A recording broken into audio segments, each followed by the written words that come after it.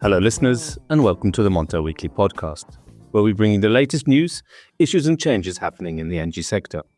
We are recording this episode the morning after Donald Trump was inaugurated for his second term as US president. Within hours, he issued sweeping orders aimed at boosting oil and gas production, rolling back climate policies, and reshaping the energy landscape.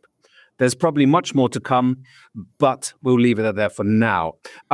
Joining me to unpack these developments are Henning Gloystein, our old friend of Eurasia Group, and Montel's LNG correspondent, Cala. They will provide us with insights into the global gas market implications, as well as other issues that need to be discussed here going forward that could impact the global energy sector, and specifically the renewables markets. Now, I'd like, Anders, can you help us to set the scene? And let's maybe start with the national energy emergency that Trump declared. What's the significance of this, and how does it set the tone for the administration's energy priorities? If I may, Richard, Trump's energy emergency declaration and other executive orders, as well as the statements he made during press conferences as he was signing the orders, outlined his energy vision, emphasizing how he seeks to leverage U.S. energy resources to, in essence, reshape global energy markets. He lifted the LNG pause, declared in the energy emergency you mentioned earlier to boost fossil fuel output. He withdrew the U.S. from the Paris Accord and reiterated he wants the EU to buy more U.S. LNG and oil to avoid tariffs. He said little about Russia, other than some rare personal criticism of Vladimir Putin, saying he was destroying Russia by not making a deal. And we'll see what that means when they meet, as both have said they are willing to do so. But most of what he said is a reiteration and expected policies. He was very bullish about his intention to drive U.S. interests forward using all available means, including tariffs, energy, and the military, of course. But what can we expect? We can expect a lot of, for Europe especially, we can expect a lot of negotiations around LNG, which inevitably would mean or implies sanctions on Russian LNG in order to make room for U.S. LNG. That in itself will reshape global energy markets, though they'll accommodate. Obviously, Europe will have to replace cheaper supplies from Russia with more expensive U.S. supplies. So that would also have an impact. There'll be also negotiations around Russia and the U.S. around LNG. The U.S. intends to increase its market share at the expense of Russia, but Putin is also keen on increasing Russia's share. So there'll be a lot of diplomacy around sanctions globally. And also a lot of discussions and geopolitics around pipelines between Russia and China, Russia and Iran, between Russia and Turkey and Europe, Israel and the Mediterranean, Central Asia, and which will involve Russia inevitably, of course. And there'll be more geopolitical turmoil, perhaps around the Panama Canal, perhaps around Iran and its allies, namely the Houthis. And of course, there'll be China's response to Trump's attempt to reshape global geopolitics, which will be critical as well, not only around Taiwan. Excellent, Andres. As you said, and as I mentioned in my intro, it's still very early days, and it's interesting what he admitted to say as well as what he did say. So, I think that's very interesting. But Henning, if I could turn to you, so let's start with the declaration of the withdrawal from the Paris Agreement. I mean, it was quite predictable in many ways. How does this affect the US as a global energy leader? So it affects it as a global climate leader massively. They're going to send a notional delegation to Brazil to COP30 this year. They will still send one because the exit actually only becomes effective as of next year. But the US will not be in a leadership position on climate politics. But its position as a global energy leader is in place, and the national energy emergency that Trump declared but pretty much one of his first things he did after he was inaugurated, will allow the United States to ramp up oil and gas production. I think there's very little doubt that the United States will hit 14 million barrels per day in crude oil production this year. They'll also expand gas production and oil and gas exports. That's declared policy, and we have to take them seriously on this. They will do this. And as what Andres just mentioned on the sanction side, this is kind of true, but there's a little caveat here I wouldn't mind highlighting, because indeed, to make space for US LNG, the EU would probably have to displace some other gas, and Russian LNG would be an option here. But as Andres said, that would require some form of sanctions. I don't actually think the EU will initially impose sanctions on Russian LNG, because you need support from all 27 EU members, which there currently is. But there's a workaround on this in the fact that the US can impose sanctions on Russian LNG exports, which then the Europeans kind of have to abide by if they are tight enough, and then the Europeans don't have to impose those sanctions themselves, and the net result is the same thing. So what I would look out for here is if the negotiations between Russia, Ukraine, and of course the United States under Trump don't go well, that immediately that the US puts sanctions on Russian LNG supplies to anywhere, and then that would affect Europe. And how about, another aspect was the suspension of offshore wind leasing and the lifting of the Arctic trade bans. What kind of impact is that going to have? We've already seen a huge impact on one Danish company, Ørsted, in particular. Offshore wind in particular is the biggest loser for the United States in the energy sector. Oil and gas will be drilled more. The nuclear sector will probably receive some revival as well, because incoming energy sector Chris Wright, he's most known for being an oil and gas sort of a shale pioneer with his company Liberty Energy that he founded, but he's also started a lot of companies beyond oil and gas, including in the nuclear sector, and he's an avid supporter of conventional nuclear power and of small modular reactors. So he'll push that solidly as well. Like you say, offshore wind is the big loser here. Onshore wind and solar, I think, will still go ahead.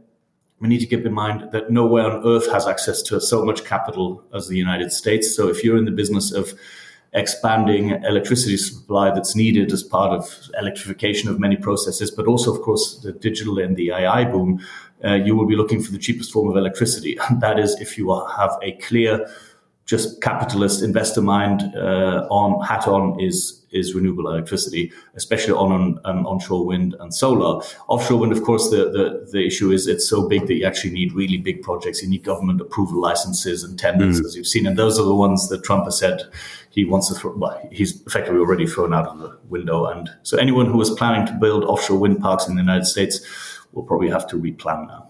Yeah. But that's in a way, the beauty of onshore wind and solar. These are pure merchant projects. So you don't need any form of a subsidy or approval to build. And we've seen in states such as California and Texas, there's been a huge boom in the renewable energy, and it is the cheapest form of electricity for sure. And how much? You measured it's 14 million barrels of oil production a year. Is that per day? Yeah, per day. Sorry, yeah. And that's absolutely enormous. So it is the world's biggest oil producer. How much room is there to grow? Yeah, we have to keep in mind that the US already produces 13.5 million barrels per day, which is also absolutely enormous. No other country has ever produced before, including the United States. They haven't been this high. And this happened under Biden, the greenest president in US history, as he declared himself. So clearly it's not just who sits in the White House. It's quite interesting. The US oil and gas industry has had a record 4 years running. They have made unbelievable amount of money.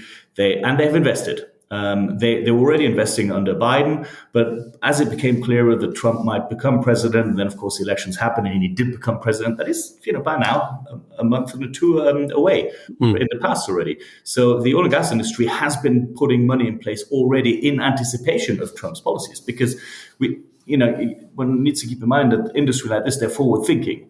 And when you have certainty about something, you can place money. So the moment Donald Trump won the election, and he won it decisively, he won both houses, he won the popular vote. So we already knew that he would unleash his permitting reform his drill baby drill policies that we've just already seen now with executive orders. You know that these are going to happen. And the moment we knew that a shale executive will come to be energy secretary, and people run the Environmental Protection Agency, the EPA, that are from Trump's inner circle, we knew that oil and gas production would be a good investment. And that means they started to already place their bets. And of course, now we have absolute confirmation everyone else will do this. So I think the seeds are already sown for an increase of 500,000 barrels per day over at some point this year towards 14 million barrels per day.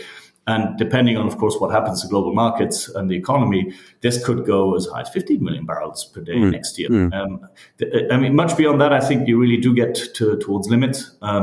But this is very possible, whether one likes it or not. I think it's a reality we have to plan for.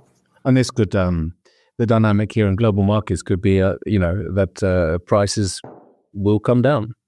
Yeah, we're bearish oil at US Group. We think at the moment we saw the run for Brent prices up to $80. There were good reasons for that. Biden, the outgoing presidency, put new sanctions on Russia. That takes out oil from the market. The global oil markets are also expecting more Iranian sanctions, so that'll take oil off the market again. That raises the price. And this might actually be a willing policy by Trump. He comes, look here, when I came to power, oil cost $80 per barrel. Within a quarter or two, I brought the price down. American oil and gas drilling helped bring prices down. We imposed new sanctions on Iran, and he can turn this around to spin it into a positive story that he helped resolve. I think it's feasible. It's very feasible. And so we think there's a very strong likelihood of Brent crude oil prices going first to $70, then maybe to $60 at some point within the next 6 months. To be fair, if you're sitting in Japan, China, or in Europe, that is not entirely bad news. A little bit of cheaper energy would probably come quite handy, especially in those big import regions that Europe and Northeast Asia are. But if you're sitting in the Gulf or in Riyadh, then maybe you may feel a little bit differently. Then you might be terrified, yes. Exactly. So there could be a little crash course with the OPEC plus countries here. But Anders, if I can ask you now, in terms of the gas, there's obviously going to be a big boost in gas production.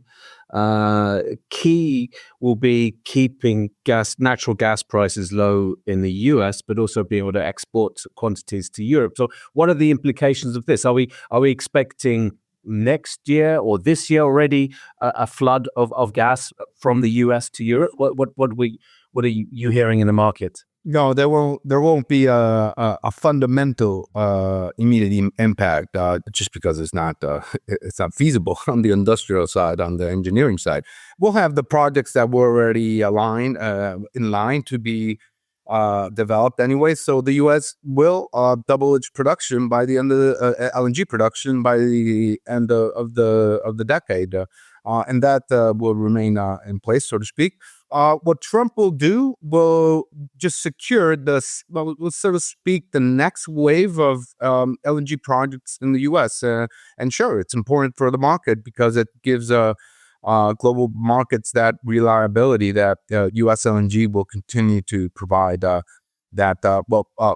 least under his vision, cheap energy. And of course, this will have huge implications, not only in Europe, but mainly actually in Asia, of course, where most of the gas is going.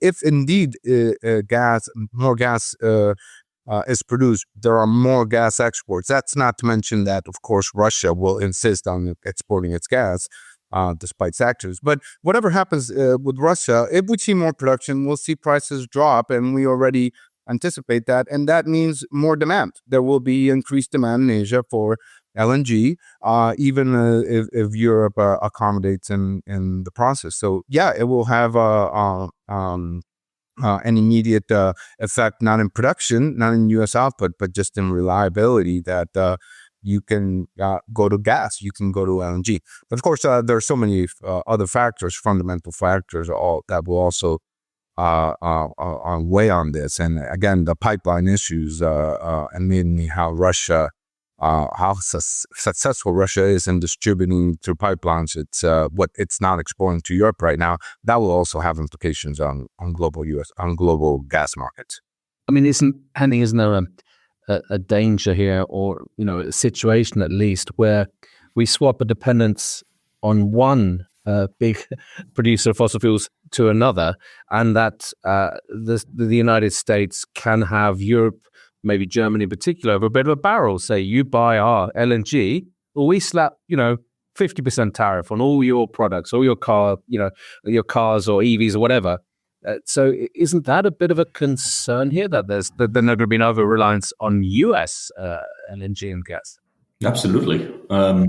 That's already what's happening. I mean, the EU sort of unspokenly public offer to buy more US LNG is to avoid tariffs. It's the only main reason. Otherwise, they just let companies do whatever they want to do. So there's no doubt about it. And Andres mentioned before, it's US LNG is super cheap in terms of what's available if you want to buy a spot cargo now. So in the foreseeable future, sort of, if you want to buy the cheapest form of marginally, purchased gas to meet short-term demand, US LNG is the source. Henry Hub plus a bit of liquefaction fee plus, I don't know, $50 freight into Rotterdam, and there you are. At the moment, that seems super cheap. But it still makes gas much more expensive here than in the United States. So if you've got your industrial hat on, you think, that doesn't resolve my long-term problems. And as you say, it puts us at the mercy of US export policy at the moment under Trump. They are volatile at best. And it keeps up a reliance on imports that are potentially unreliable and potentially, because of that, prohibitively costly.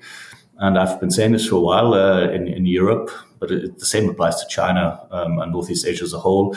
Economically and politically, that sends you pretty strong signals, and that is to invest into capabilities that reduce your import reliance on these things permanently. The problem is we can't resolve that overnight, or not even this year, but we have to get there. This is the only way. Yeah. So that basically what you're saying is more renewables and build grid so that you can transport it from one place to the other. Renewables, storage, transmission. Some countries also nuclear. We can't just roll it out everywhere. But yeah, basically anything we can get our fingers on. I'm pretty much convinced of that. Yeah. And that would keep industry happy, would you say? Yeah, if you do it. So if you do it in a coherent way with financing, like for instance, these subsidies or CFDs, contracts for difference, where you award a long-term price difference policy that supports you now and maybe hopefully at some point when renewables get cheaper, or clean tech solutions. I think that works. Yeah, you need government support for this. There's no way around it. But you need to enable that investment. But once they're there, these solutions help you decarbonize. They help you reduce import reliance, and they help bring down prices. But you need the long run on this. You can't do this overnight. And politically, this is the problem. You need like a 5 to 10 year outlook here. And so much politics now is short-termist and nationalist and populist. And as we keep saying at Eurasia Group, populists and nationalists are bad at two things that we really need at the moment. They need complicated decisions and long-term planning. And actually, on top of that, you normally, especially in Europe, you need cooperation between 27 member states. And populists and nationalists are bad at all of those things. And this is a major headache going forward. That's quite a major obstacle, I would say, there, Henning. But I think Yes. I think you're absolutely right there. So we're just about into day 2 of the Trump presidency. We've seen a flurry so far of executive orders. What can we expect in the coming days, weeks, potentially, Henning? So it looks like, first of all, domestically speaking, this is where Trump is actually focusing his biggest efforts so far, which, for this podcast isn't the biggest priority, but domestically speaking, whether it's the status of immigrants, especially those without legal documents, is pretty bleak. He's going to use the military on the borders to prevent immigration. But so the reason I mention this is he's using that to make foreign policy as well. So that most immediately impacted are Canada and Mexico, who Trump has threatened to put a 25% tariff on all imports from February 1st, which is kind of in 2 weeks time. So in return for what he claims is uncontrolled immigration and fentanyl imports via the borders with Mexico and Canada. This puts enormous pressure on these governments because Mexico and Canada, they're their biggest export partner by far, and import partner for that matter, but is the United States. This impacts the oil industry as well. Canada exports 4 million barrels per day of crude oil to the United States. if the Canadians, if this tariff happens, the Canadians have two options. They can either, if they want to react, they can either just discount their oil by 25% to make up for that tariff, and then they'll take the hit and basically sort of swallow it, which is Canada's election campaign as well, which is not a very popular option. Or they put a 25% counter tariff on this, in which case Canadian oil becomes 50% more expensive in the United States. This is heavy crude oil, which is difficult to replace because the US also has sanctions on Venezuela, which also supplies heavy crude oil. And that brings you back to global markets. Then global oil markets start getting a bit wobbly because the United States certainly has to turn to imports of other forms of heavy crude oil, including from the Middle East. And then you'll see this, what happens in oil markets sometimes, you can see sort of a ripple effect that goes through the global markets. But once he's got that one over the way with, out of the way with tariffs on Mexico and Canada, he will turn to other markets, including the European Union. The European Union, he clearly doesn't like. Trump likes bilateral relationships. He doesn't like multilateral talks because for a simple and brutal reason. It's Machiavellian. Trump likes bilateral relationships so that he can negotiate from a position of strength, because the United States is stronger than every other single partner in almost every aspect. The only area where the United States might sort of is on par or not significantly stronger than other partners is on trade, and on trade with the European Union. This is why he doesn't like the European Union. So from a European point of view, basically, politically speaking, there's no other way around than to sort of huddle together when, as Ian Bremmer, our president, says it, when there's an apex predator around, if you're the potential victim, you better group together. Which brings me back to the risk in Europe, this populism risk to go small state nationalism. This is a bad time to do this sort of stuff. Talk about Britain, and it'd be really convenient if Britain was part of a big club of trade partners with which they could huddle together rather than face tariffs from every side. But so, I mean, briefly back to what we can expect from Trump. He will go on trade and tariffs. He has mentioned tariffs all the time. He didn't do it on day one because he was focusing on domestic aspects, and the energy policy for him is domestic. But he will turn to tariffs on virtually everybody, and we have to take him seriously on this because, I mean, he's said it so often that he thinks tariffs are the solution to many of America's problems. He's going to do it. And there's some talk, Andres, as well, that the inclusion of Spain for some reason in the BRICS group of countries, so Brazil, Russia, India, China, and slapping on potentially 100% tariff on goods from Spain. Is this realistic? What are you hearing in Madrid? I've seen that there's some reaction from Spain. I think ultimately it's very unlikely, to say the least, that you would impose sanctions on a European country. It would involve the EU at large, inevitably, as many other Trump things. It's probably going to be discounted going forward. I mean, there were previously also threats of sanctions because Spain would block Israeli arms shipments or arms shipments to Israel. So anyway, no, it's not really realistic that he would include Spain or slap Spain with that type of tariffs. I think the broader issue, and I think Henning addressed it quite well. I mean, ultimately, from our point of view, Europe is squeezed at this moment because it has Trump on one side, but of course it has China on the other side, and Russia, of course, on the other.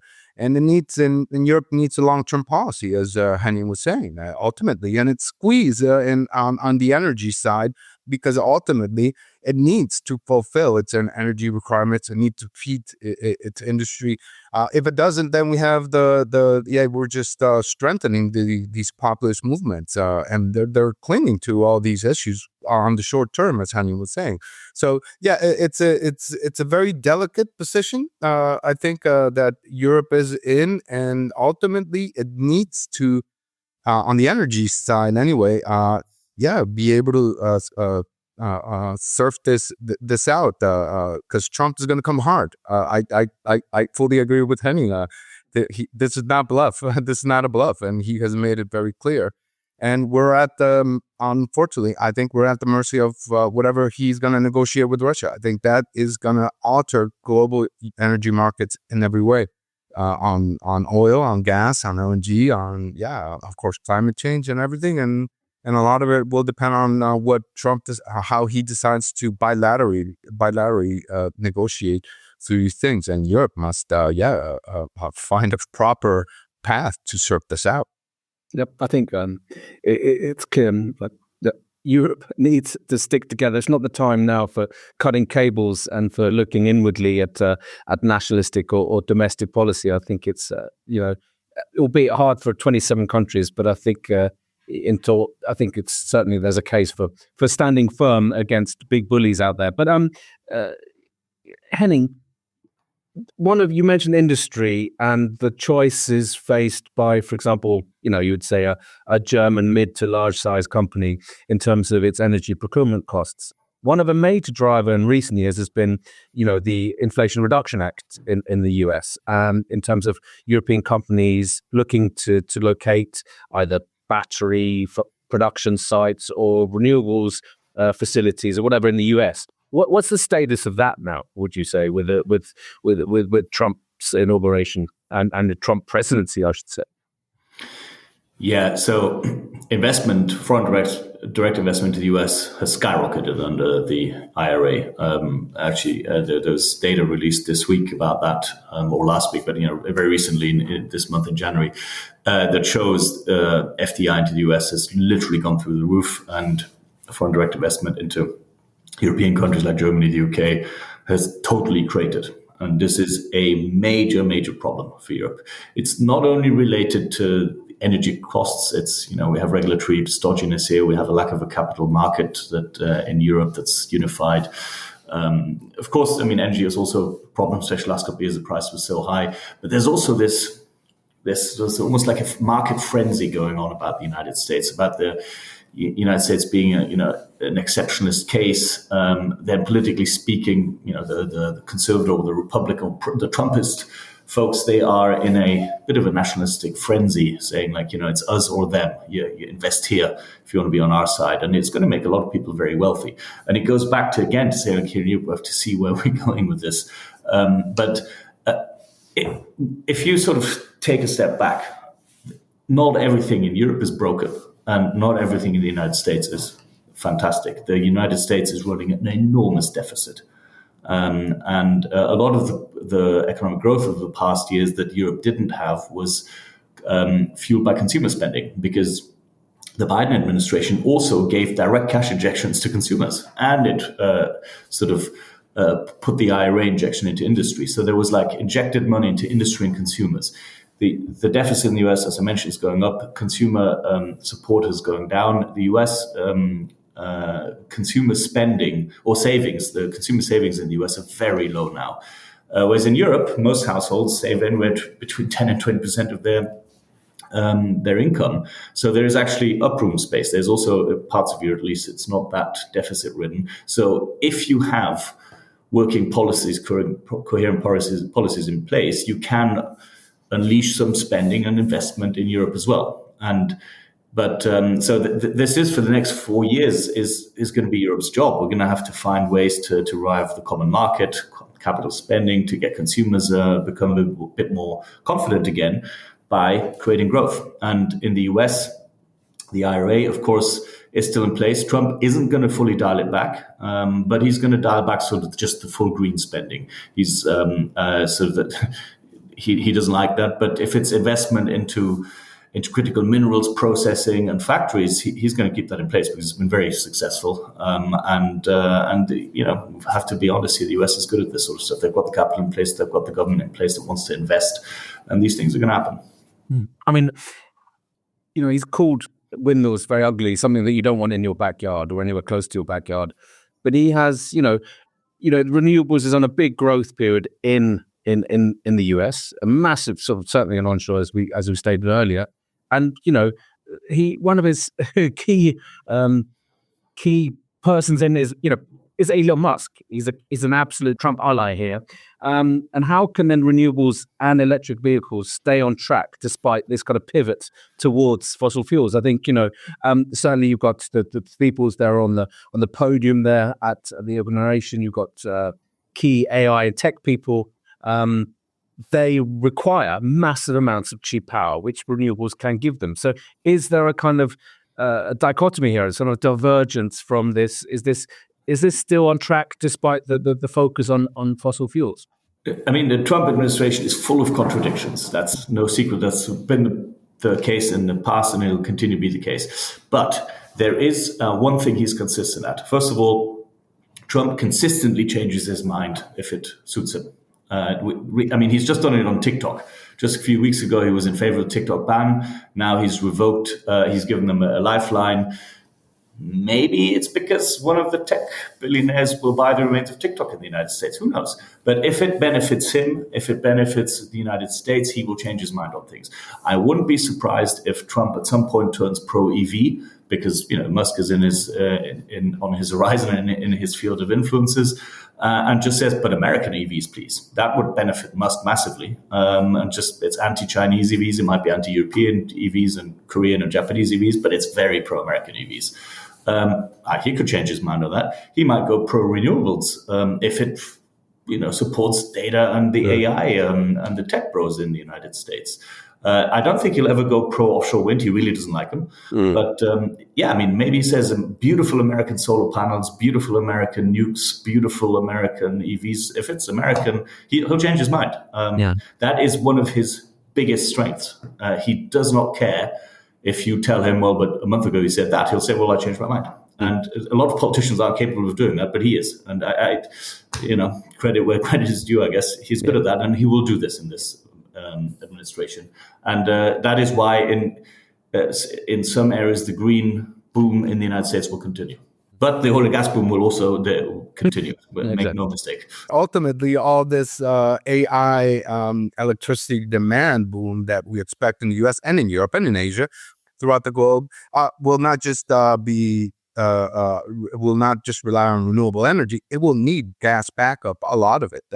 So this is perfectly in line with Trump's policies anyway.